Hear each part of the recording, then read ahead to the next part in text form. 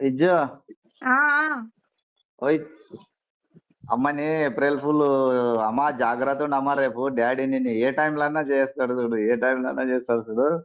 జాగ్రత్త ఉండు అమ్మా అనేది ఏప్రిల్ ఫుల్ చేయనీకే ఆ. సరేలే అని చెప్పి ఉన్నా 1 తారీఖు రోజు ఆ, స్కూటీ చూడు రై 1 తారీఖు రోజు ఇంకా చెల్లెలు నేను మమ్మీ తినుకుంటా కూర్చుంటుంది